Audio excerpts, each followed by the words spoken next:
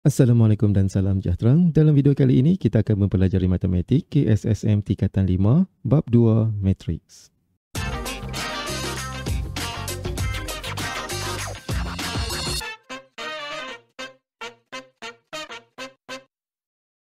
Kita akan membincangkan standard kandungan 2.2, operasi asas matrik, dan standard pembelajaran 2.2.4, menerangkan ciri-ciri matriks identiti.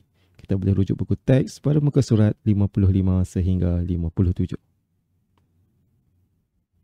Baiklah, mari kita lihat apakah itu matriks identiti. Sebelum itu, kita lihat contoh ini dulu. Di sini merupakan contoh suatu nombor didarabkan dengan 1. Jadi kita lihat di sini, apabila suatu nombor didarabkan dengan 1, kita akan mendapat nombor itu kembali. Sebagai contoh di sini, 1 didarabkan dengan 1, kita akan dapat 1. 2 didarabkan dengan 1, kita dapat 2. 32 didarabkan dengan 1, kita dapat 32 juga. Dan seterusnya 128 didarabkan dengan 1, kita akan dapat 1028.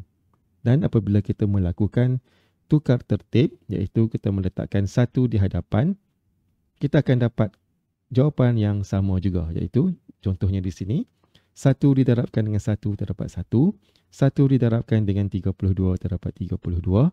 1 didarabkan dengan 1028, kita akan dapat 1028. Jadi kita boleh buat kesimpulan di sini bahawa sebarang nombor didarabkan dengan 1, kita akan dapat nombor itu tersebut. Dan kita boleh melakukan tukar tertib, kita letakkan 1 di hadapan, didarabkan dengan sebarang nombor, kita akan dapat nombor itu kembali. Jadi ini bermaksud apabila 1 didarabkan dengan sebarang nombor A, hasilnya adalah A. Jadi nombor 1 ini dikenali sebagai nombor identiti bagi pendaraban nombor. Maka hal yang sama untuk matriks. Jadi mari kita lihat apakah ciri-ciri matriks identiti. Jadi sebelum itu kita lihat contoh ini, iaitu A, matriks A dan juga matriks B. Jika A didarabkan dengan matriks identiti, kita akan dapat kembali matriks A. Sama juga apabila matriks B didarabkan dengan matriks identiti, kita akan dapat B. Iaitu sama seperti mana suatu nombor didarabkan dengan nombor identiti, iaitu 1 sebentar tadi. Jadi bagaimanakah rupa matriks identiti tersebut? Jadi di sini terlihat antara ciri-ciri matriks identiti yang pertama adalah matriks tersebut merupakan matriks segi 4 sama. Kemudian, bagaimanakah rupa matriks identiti tersebut? Apabila kita menyatakan matriks itu adalah matriks segi 4 sama, bermaksud matriks itu mempunyai bilangan baris dan lajur yang sama. Jadi kita lihat yang pertama di sini adalah, ini merupakan matriks identiti untuk matriks berperingkat 2 darab 2. Iaitu, di sini kita ada 2 baris dan 2 lajur. Dan ini adalah merupakan rupa bagi matriks identiti. Kemudian kita lihat lagi, ini adalah merupakan matriks identiti untuk matriks berperingkat 3 darab 3.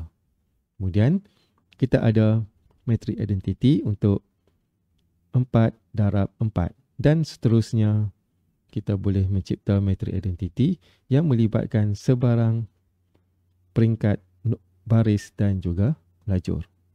Kemudian matriks identiti ini ditandakan dengan simbol I besar. Jadi, mari kita cuba buktikan matriks identiti ini. Di sini kita ambil matriks A, iaitu matriks 2 darab 2. Kemudian matriks identitinya adalah seperti ini, 1 sifar, sifar 1. Jadi, kita akan melakukan operasi darab A didarabkan dengan I. Itu matriks identiti. Untuk membuktikan adakah 1001 ini merupakan identiti untuk matriks 2 darab 2. Jadi, seperti biasa, untuk melakukan operasi darab matriks, kita akan ambil baris didarabkan dengan lajur. Jadi, di sini baris pertama, lajur pertama. Itu 2 didarabkan dengan 1, tambah 3 didarabkan dengan sifar. Kemudian, baris pertama, lajur kedua. 2 darab sifar, tambah 3 darab 1. Seterusnya, baris kedua, lajur pertama, 4 darab 1 tambah 5 darab sifar. Kemudian baris kedua dan lajur kedua, 4 darab sifar tambah 5 darab 1. Dan seterusnya kita akan selesaikan operasi tambah bagi tiap-tiap unsur ini. Dan di sini kita akan dapat baris pertama lajur pertama 2, baris pertama lajur kedua terdapat 3, baris kedua lajur pertama 4 dan baris kedua lajur kedua adalah 5. Jadi di sini kita dapat kembali matriks A iaitu 2, 3, 4 dan 5. Dia sama dengan ini. Jadi ini membuktikan bahawa 1001 ini merupakan matriks identiti bagi matriks A. Itu matriks pada peringkat 2 darab 2. Jadi bagaimana pula kalau kita melakukan tukar tertib? Kita letakkan matriks I di hadapan dan matriks A di belakang. Jadi seperti biasa juga, untuk melakukan operasi darab, kita akan ambil baris didarabkan dengan lajur. Dan kita akan dapat seperti ini. Kemudian kita selesaikan operasi tambah bagi tiap-tiap baris dan lajur. Kita akan dapat 2, 3, 4 dan 5. Jadi ini membuktikan sekali lagi bahawa kita telah dapat nilai yang sama dengan matriks A iaitu 2, 3, 4, 5. Jadi ini telah pun membuktikan bahawa matriks I ini iaitu 1001 ini merupakan matriks identiti bagi matriks A. Jadi kita boleh membuat satu kesimpulan apabila suatu matriks didarabkan dengan matriks identiti yang sepadan dengannya, kita akan dapat kembali matriks A. Dan kita boleh melakukan tukar tertib iaitu I didarabkan dengan A, kita akan dapat kembali matriks A.